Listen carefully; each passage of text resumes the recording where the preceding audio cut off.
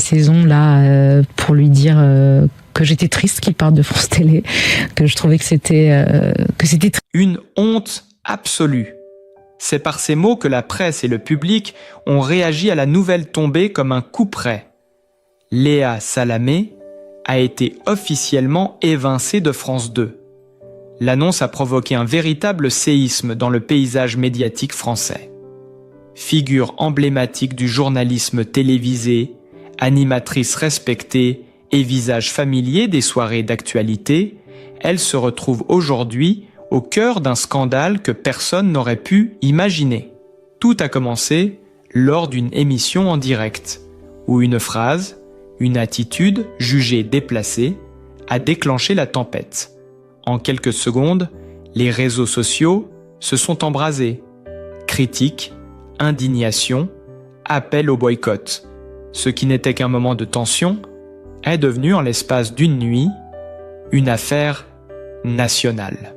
Les téléspectateurs choqués ont exigé des explications. La direction de France Télévisions, elle, s'est retrouvée sous une pression inédite. Malgré des excuses publiques de Léa Salamé, les dégâts étaient faits. Le lendemain, les tabloïds titraient « Léa Salamé dépasse les bornes », tandis que ses collègues gardèrent un silence lourd de sens. En interne, le malaise s'est installé. Pouvait-on encore faire confiance à celle qui, depuis des années, incarnait la rigueur journalistique ? Après plusieurs jours de délibération, la sentence est tombée. France 2 a décidé de se séparer d'elle, mettant fin à une collaboration qui semblait pourtant indestructible. Un départ brutal, vécu par beaucoup comme une injustice, mais aussi comme un avertissement sévère dans un milieu où chaque mot, chaque geste peut tout faire basculer. Léa Salamé, aujourd'hui, reste silencieuse. Mais le choc est immense. Son renvoi, qualifié de mesure exemplaire, divise le public, déchaîne les passions et pose une question brûlante. Jusqu'où peut aller la télévision française pour préserver son image ? Le lendemain de ce fiasco médiatique, le visage de Léa Salamé était sur toutes les unes. Les réseaux sociaux s'enflammaient, les plateaux d'analyse multipliaient les débats. Et l'émotion était à son comble. La journaliste, habituellement si précise et posée, venait de commettre une erreur jugée impardonnable. Confondre deux victimes symboliques du terrorisme en France. Un mélange tragique entre Dominique Bernard et Samuel Paty, deux noms gravés dans la mémoire collective, deux drames nationaux qu'aucun Français n'a oubliés. Dans les couloirs de France Télévisions, le silence était lourd. Les équipes, encore sous le choc, tentaient de comprendre comment une telle confusion avait pu passer à travers les multiples filtres de vérification. Certains parlaient d'un enchaînement malheureux, d'autres d'une faille éditoriale inquiétante. Pendant ce temps, le collectif des enseignants, les stylos rouges, dénonçait publiquement une atteinte à la mémoire de leurs collègues disparus. Leurs messages, relayés par des milliers d'internautes, exigeaient des explications et des sanctions. Face à cette tempête, Léa Salamé n'a pas cherché à se dérober. Dans un message sobre, publié sur X, elle a reconnu son erreur et présenté ses excuses à la famille de Dominique Bernard. Les mots étaient mesurés, empreints de gravité. Mais la vague de critiques ne faiblissait pas. Des enseignants en colère parlaient d'un manque de respect. Des journalistes dénonçaient la pression infernale du direct.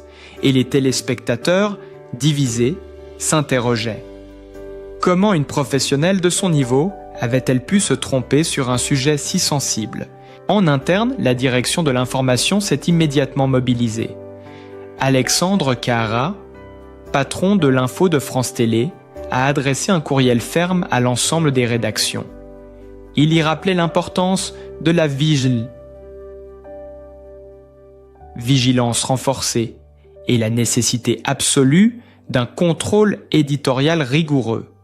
Ce type d'erreur ne peut pas se reproduire, écrivait-il, insistant sur la responsabilité morale et publique du service d'information.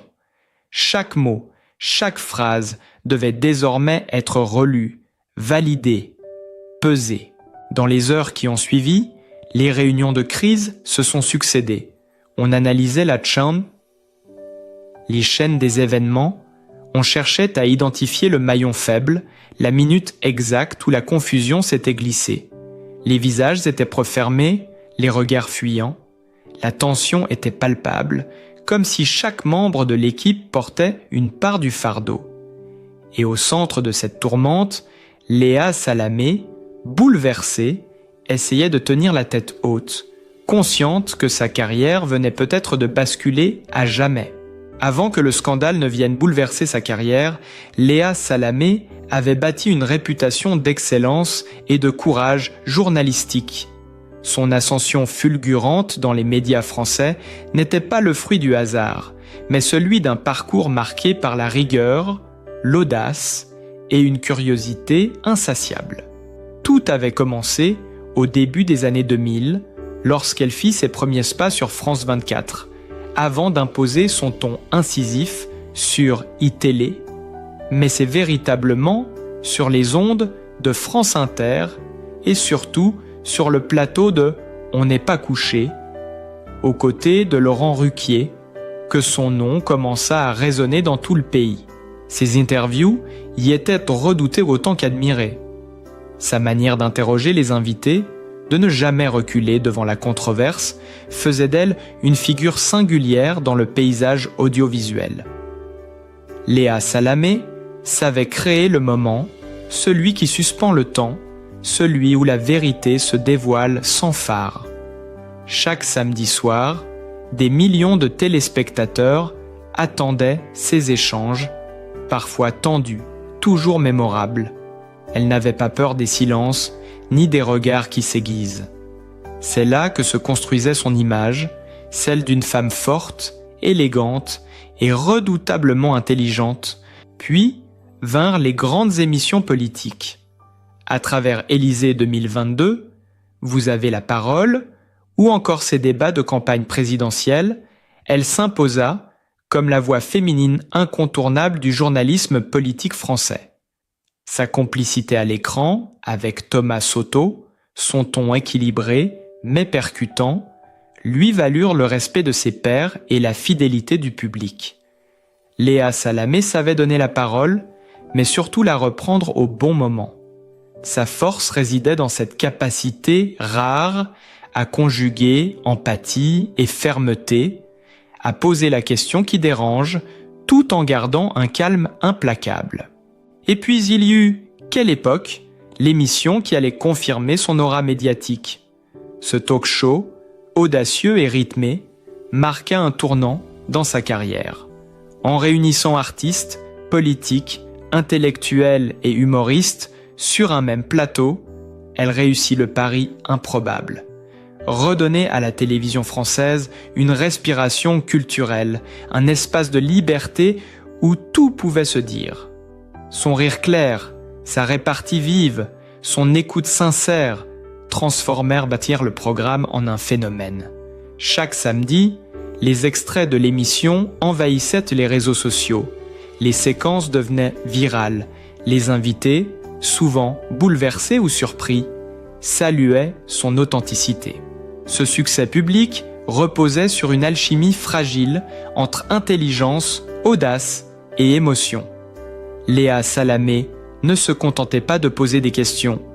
Elle provoquait la réflexion, l'émotion, parfois la controverse.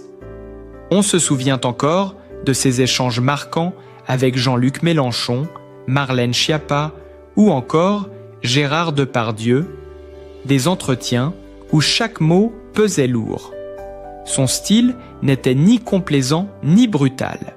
C'était celui d'une journaliste qui voulait comprendre avant de juger, faire entendre avant de condamner. Ce parcours brillant, ponctué de distinctions et d'émissions à succès, lui avait valu une place de choix dans le cœur du public. Elle incarnait une génération de femmes journalistes capables de tenir tête aux puissants, sans perdre leur sensibilité. c'est précisément cette image, celle d'une professionnelle exemplaire, d'une femme libre, qui rendait le scandale récent encore plus saisissant. Voir Léa Salamé vaciller, après tant d'années de maîtrise et de succès, c'était assister à la chute d'un symbole du journalisme moderne français. Et pourtant, derrière chaque controverse, le souvenir de ces années de triomphe restait vivant. Les téléspectateurs, malgré la tempête, continuaient de se rappeler cette jeune femme déterminée qui, un soir sur le plateau de Ruquier, avait tenu tête à un ministre sans hausser le ton. Ce moment-là, pour beaucoup, fut celui où Léa Salamé était devenue incontournable, la voix d'une télévision exigeante, humaine et terriblement vraie. Bien avant les projecteurs, avant les plateaux de télévision et les joutes verbales politiques, il y avait une petite fille silencieuse, les yeux grands ouverts sur un monde qu'elle ne comprenait pas encore. Léa Salamé n'a pas grandi dans le confort ni dans la certitude.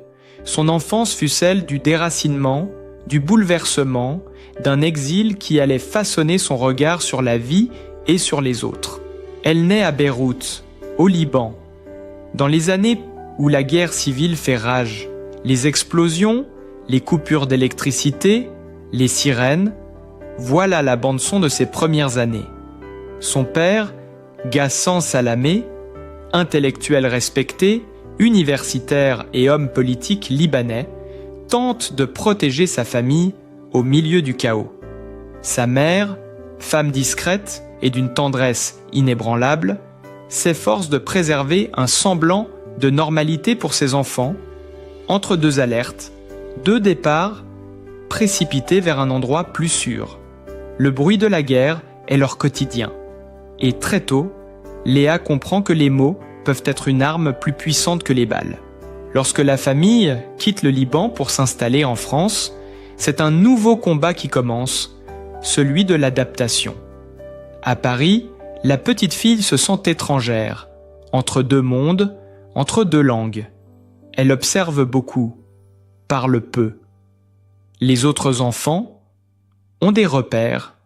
Elle a des souvenirs d'abri, de valises, de visages fuyants. À l'école, elle découvre la difficulté d'exister dans un pays où son accent, ses origines et son prénom attirent les questions. Mais c'est dans cette différence que naît sa force, l'envie de comprendre, d'écouter, de relier les mondes entre eux. Ses parents, soucieux de lui offrir une éducation solide, l'encouragent à lire, à débattre, à penser par elle-même. Chaque soir, la radio et les journaux rythment les conversations familiales. Léa se passionne pour les voix qu'elle entend à l'antenne, ces journalistes qui décrivent le monde avec précision et humanité. Elle ne le sait pas encore, Mekwossou, mais une vocation vient de naître. Les années passent, marquées par une rigueur presque obstinée. Léa Salamé se forge à travers les livres, les études, les échecs aussi. Son parcours scolaire n'est pas toujours linéaire. Il y a les doutes, les remises en question, les comparaisons inévitables avec son père, figure intellectuelle imposante. Pourtant, elle refuse d'être simplement la fille de. Elle veut exister par elle-même, tracer sa propre voie. Ses professeurs remarquent rapidement son aisance à l'oral, sa curiosité, son sens de la nuance. Elle apprend à argumenter, à défendre une idée, à reformuler pour mieux convaincre. Ce goût du débat, cette exigence du mot juste, elle les portera comme un héritage. À Sciences Po, où elle poursuit ses études, Léa se distingue par sa ténacité. On dit d'elle qu'elle ne lâche rien. Déjà, elle questionne, analyse, confronte. La jeune femme timide du Liban s'est muée en une observatrice aiguë du monde, toujours en quête de compréhension. Mais derrière cette apparente assurance, les blessures du passé restent présentes. L'exil laisse des traces invisibles. La peur de tout perdre, la méfiance envers le bruit soudain, le besoin de mériter chaque place qu'on lui accorde. Léa Salamé n'a jamais oublié les ruelles de Beyrouth, ni la lumière dorée qui tombait sur les toits malgré la guerre. Ce contraste entre la beauté et la violence, elle l'a intégré à sa manière d'interviewer, d'écouter, de réagir. Son regard sur les autres porte cette profondeur, cette empathie née de la fragilité. Elle confiera plus tard que c'est dans ses premières années qu'elle a appris l'essentiel, le courage de recommencer encore et encore. Car l'enfance de Léa Salamé n'a rien d'un conte de fées, c'est une histoire de survie, d'adaptation et d'endurance. Chaque obstacle rencontré dans sa vie d'adulte semble trouver son origine dans ses premiers combats silencieux, menés loin des caméras. Les souvenirs de cette période ne l'ont jamais quittée. Ils sont là, tapis dans sa voix lorsqu'elle parle d'injustice, dans son regard, lorsqu'elle interroge un invité bouleversé. Derrière la journaliste brillante se cache toujours la fillette libanaise qui, un jour, a quitté son pays sous les bombes, le cœur serré, mais la tête haute. Cette part d'elle, intime et indélébile, explique sans doute pourquoi Léa Salamé n'est pas seulement une journaliste. Elle est une témoin du monde, forgée par le chaos, nourrie par l'espoir, guidée par une soif de vérité qui prend racine dans les ombres de son enfance. Lorsqu'on évoque Léa Salamé, on pense immédiatement à la journaliste brillante, la femme de débat, celle qui manie les mots comme des flèches. Mais derrière l'écran, loin des projecteurs et des studios feutrés, se cache une femme profondément attachée à la douceur de la vie privée, à cette sphère intime qu'elle protège jalousement. Peu de gens savent réellement à quoi ressemble son quotidien, car Léa a toujours tenu à préserver ce fragile équilibre entre notoriété et sérénité familiale. Depuis plusieurs années, elle partage sa vie avec Raphaël Glucksmann, écrivain, essayiste et homme politique. Leur rencontre n'a rien d'anodin. Deux esprits curieux, deux voix publiques, engagés, unis par la même soif de compréhension du monde. Dès le départ, leur relation intrigue et fascine. On les imagine débattant autour d'un dîner, les journaux ouverts, les idées fusant, parfois opposées mais toujours nourries par un respect profond. C'est une union d'intellectuels, mais aussi de cœurs, forgés dans la discrétion et la bienveillance. Ensemble, ils ont construit un foyer paisible, à l'abri des regards indiscrets. Leur maison, située à Paris, reflète leur personnalité. Sobre, chaleureuse, remplie de livres et de souvenirs de voyage. Sur les étagères, des ouvrages politiques côtoient des romans et des photos en noir et blanc. Les murs, couverts d'œuvres d'art modernes, rappellent que dans cette demeure règne une atmosphère de curiosité et de dialogue. C'est là, dans cet espace à la fois lumineux et feutré, que Léa Salamé se ressource loin du tumulte médiatique. De cette union est né un fils, Gabriel, au printemps 2017. Sa naissance a transformé Léa, bouleversé son rapport au temps, à la fatigue, aux priorités. Elle, qui vivait à 100 à l'heure, a dû apprendre à ralentir, à savourer les instants simples. Dans de rares confidences, elle évoque souvent la joie de rentrer à la maison, d'éteindre son téléphone, de se glisser dans cette bulle où tout devient plus vrai, plus doux. Quand il me serre dans ses bras, tout le reste s'efface, a-t-elle confié un jour, le regard brillant d'émotion. La maternité n'a pas été un frein pour elle, mais une force. C'est elle qui lui a appris à dire non, à accepter de ne pas tout contrôler. Léa Salamé, si exigeante dans son travail, s'est découverte une autre facette, celle d'une mère attentive, parfois inquiète, toujours présente. Son fils grandit au rythme d'un quotidien équilibré, entre école, balades au parc et voyages avec ses parents.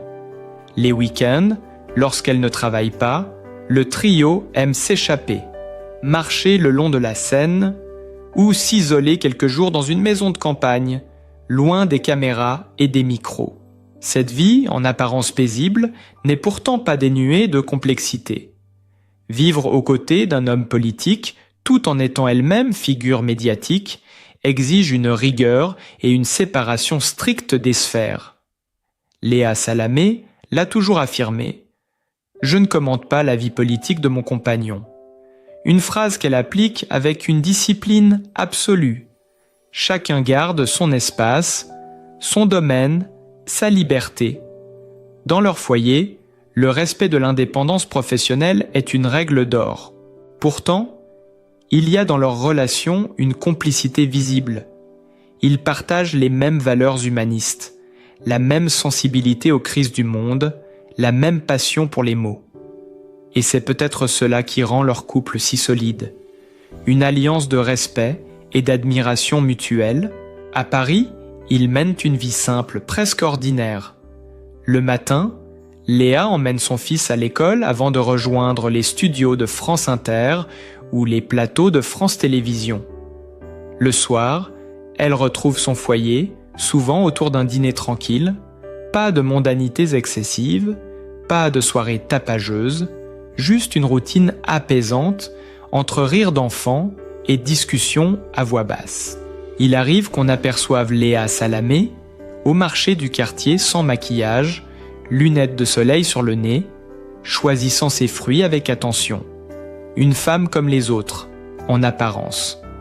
Mais ceux qui la croisent devinent dans son allure une force tranquille, une élégance naturelle, et cette énergie intérieure que seule la passion du métier et de la vie peut donner. Et dans cette existence tissée de pudeur et de lumière, le bonheur semble discret mais réel, fragile comme une flamme qu'elle protège avec soin. Rien d'extravagant, rien d'étalé, juste une vie à taille humaine où la journaliste redoutée devient, le temps d'un instant, une femme, une compagne, une mère, tout simplement. Née le 27 octobre 1979 à Beyrouth, Léa Salamé incarne à elle seule la trajectoire d'une femme bâtie sur la résilience, la curiosité et l'exigence. Issue d'une famille franco-libanaise cultivée, elle grandit dans un environnement marqué par le bruit des bombes, les valises toujours prêtes, et la peur silencieuse des lendemains incertains. Son père, Ghassan Salamé, intellectuel et homme politique reconnu, fut ministre de la Culture au Liban et conseiller auprès des Nations Unies. Sa mère, d'origine arménienne, symbolise cette douceur et cette stabilité dont Léa a tant manqué pendant ses jeunes années. Lorsque la guerre civile libanaise atteint son paroxysme, la famille quitte Beyrouth pour Paris. Là, la jeune Léa découvre un monde nouveau, exigeant, parfois froid, mais plein de promesses. L'école devient son refuge. Elle y trouve une façon de se reconstruire, d'exister par le savoir, par les mots, par la langue française qu'elle apprivoise jusqu'à la maîtriser avec éclat. Très tôt, elle comprend que la parole peut être un outil de puissance et de liberté. Après des études brillantes à Sciences Po Paris, puis un passage à l'université Panthéon-Assas où elle obtient un DEA de droit, Léa Salamé choisit une voie inattendue, le journalisme. Ce n'est pas un choix d'ambition, mais un appel intérieur. Elle veut comprendre le monde, le questionner, lui donner une voix. Elle débute à New York avant de revenir en France pour collaborer avec la chaîne parlementaire, puis Public Sénat, où sa rigueur et sa présence à l'écran ne passent pas inaperçues.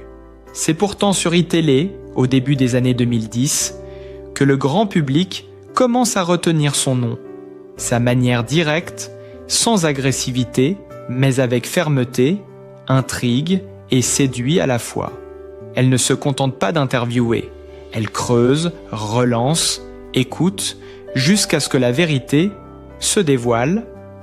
En 2014, sa carrière prend un tournant décisif lorsqu'elle rejoint Laurent Ruquier dans l'émission culte « On n'est pas couché » sur France 2. Ce plateau, redouté par de nombreux invités, devient pour elle un véritable champ de bataille intellectuelle. sa capacité à garder son calme face aux débats les plus explosifs lui vaut autant d'admiration que de critiques, mais elle s'impose, à force de talent, comme une voix incontournable du paysage audiovisuel français. Peu à peu, Léa Salamé devient un visage familier du service public. France Inter, France 2, Élysée 2022, quelle époque! À chaque émission, elle apporte cette touche unique, mélange d'élégance, de précision et de force tranquille. On lui reconnaît une rare capacité à allier profondeur et accessibilité, à parler de sujets graves sans jamais perdre le lien avec le public. Mais au-delà de sa carrière médiatique, sa biographie est celle d'une femme d'engagement. Polyglotte, ancrée dans plusieurs cultures, elle incarne une France ouverte, multiple, moderne. Son parcours illustre cette conviction. Peu importe d'où l'on vient, ce qui compte, c'est la force de ce qu'on construit. Et c'est justement dans cette force tranquille que réside le mystère de Léa Salamé, cette journaliste que rien ne semble ébranler et dont chaque mot porte le poids d'une vie façonnée par le courage et la persévérance. Dans un monde où la critique fuse plus vite qu'un battement de cœur, il est essentiel de se souvenir qu'au-delà des projecteurs, Léa Salamé reste une femme, une mère, une âme sensible qui a bâti sa carrière à force de travail et de passion. Chacun de nous peut trébucher, chacun peut être jugé, mais rares sont ceux qui se relèvent avec autant de dignité et de courage. Léa n'a jamais cessé de croire en la force de la vérité, en la puissance du dialogue et en la beauté de l'humain, même dans ses failles. Soutenir Léa, c'est défendre une vision du journalisme sincère et exigeante. C'est aussi encourager la bienveillance face aux tempêtes médiatiques. Si vous aussi ressentez cette émotion, si vous croyez en la seconde chance et en la lumière derrière les erreurs, montrez-le. Laissez un like, partagez cette vidéo pour que l'histoire de Léa Salamé inspire ceux qui doutent encore et surtout, abonnez-vous à notre chaîne pour continuer à suivre ces parcours de vie bouleversants, faits d'ombres et de lumière, d'épreuves et de résilience. Ensemble, faisons résonner la compassion plus fort que le jugement.